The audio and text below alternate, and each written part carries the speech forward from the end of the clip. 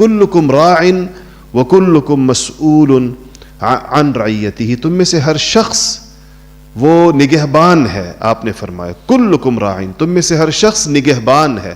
راعی ویسے کہتے ہیں بکریاں چرانے والے کو، تو وہ چونکہ اس کے اوپر نگہبان ہوتا ہے، سب کو دیکھ رہا ہوتا ہے، ایسے ہم میں سے ہر شخص کی نگہبانی ہے.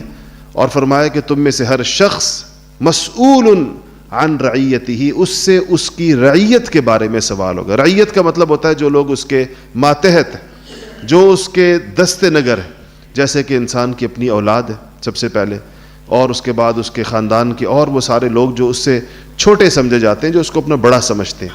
پھر اگر وہ کسی کاروبار میں ہے تو اس کے ساتھ جو اس کے ملازمین ہیں جو اس کو اپنا بڑا سمجھتے ہیں.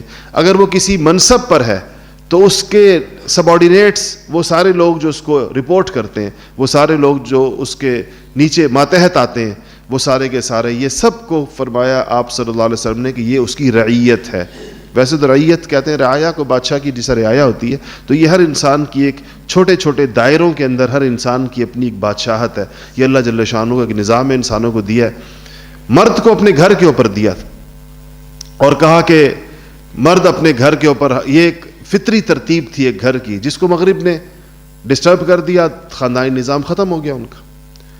اور آج وہ اپنے معاشرے کی تمام سائنس اور ٹیکنالوجی کی تمام ترقیات کے باوجود اپنے خاندانی نظام کے ختم ہونے پر ضرور وہ اس کمی کو محسوس کرتے ہیں، اس کا ذکر کرتے ہیں اور سمجھتے ہیں کہ اس معاملے کے اندر مشرق جو ہے وہ ہم سے زیادہ کامیاب رہا کہ مشرق نے خاندان کا ادارہ، خاندان کا انسٹیٹیوشن ختم نہیں ہونے دیا.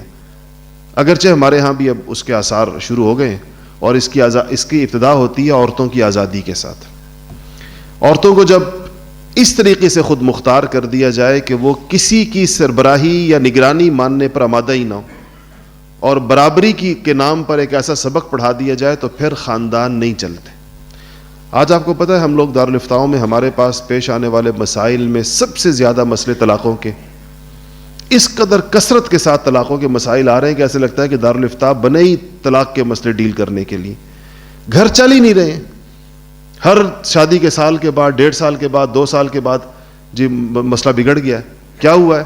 پتہ چلا وہ کہتی کہ جی خاتون کہتی کہ ہم تو یہ تو مطلب وہ جو جوائنٹ فیملی سسٹم ہے یا ایک گھر کی جو ذمہ داری ہے، بیشتر مردوں کی طرف سے بھی بے شمار زیادتیاں، بد اخلاقیاں اور ہر چیز ہوتی ہے، لیکن ایک جو بڑی وجہ جو ہم لوگ جب چونکہ مسائل کو روزانہ کی بنیاد پر ڈیل کر رہے ہیں، تو سب سے بڑا مسئلہ جو پیش آتا ہے وہ یہ کہ گھر چلانے کے لیے جس قسم کا نسوانی مزاج درکار ہے، اس نسوانی مزاج کو ہم نے مغرب کی پیروی کے اندر خراب کر دیا، اس کو ہم نے ختم کر دیا ماڈرن بننے کے شوق کے اندر، اور مغرب کی اندھادھند پیروی کی. حالانکہ اس کا انجام دیکھ لیتے مغرب میں کیا ہے، اور مغرب کی عورت نے کیا سکون پایا گھر کا ادارہ تباہ کر کے. وہ بیچاری تو ایک کولہو کا بیل بن گئی ہے. کچھ بھی ہو جائے بہرحال بچے اسی نے پیدا کرنے ہوتے ہیں، کیونکہ ابھی تک ایسی کوئی ٹیکنالوجی دریافت نہیں ہوئی کہ مرد بچے پیدا کر سکے، کہ اس کو تقسیم کر دیا جائے کہ چلو 2 بچے عورت پیدا کرے، 2 بچے مرد پیدا کرے. تو ایسا تو ہوتا نہیں. اس کو باہر کی ذمہ داریاں بھی اس کے ذمہ لگ گئیں. اس کے اوپر سے جو نگرانی کا جو ایک ہمارے ہاں بہت سے واقعات ہوتے ہیں، اور اس میں کوئی شک نہیں، پھر بھی ہمارے ہاں خواتین کے احترام کا آج بھی جو کلچر موجود ہے وہ تو ختم ہو گیا. وہاں تو برابری چونکہ آ گئی. اور یہاں بہرحال گھروں کے اندر آپ دیکھیں الحمدللہ جن گھروں میں تھوڑی بہت بھی مشرقیت اور دینداری برقرار ہے، ان کے گھروں کے اندر ان کی مائیں، ان کی دادیاں، ان کی بزرگ خواتین، ان کی بیویاں، وہ کس طرح ایک میں تو کہتا ہوں ایک حاکمانہ شان کو، یعنی ٹھیک ہے کہ نگرانی کسی اور کی ہوتی ہے، لیکن ان کی جو زندگی ہے وہ اس سے 1000 درجے بہتر ہے جو اس بیچاری عورت سے جس کے ذمے باہر کے کام بھی لگا دیے گئے، گھر کے کام بھی لگا دیے گئے، اولاد بھی لگا دی گئی. ظاہر بات ہے وہ ایک کمزور نفس اتنی ساری چیزوں کو بیک وقت مینج نہیں کر سکا، اور اس کے نتیجے کے اندر ان کی زندگی درہم برہم ہو گئی.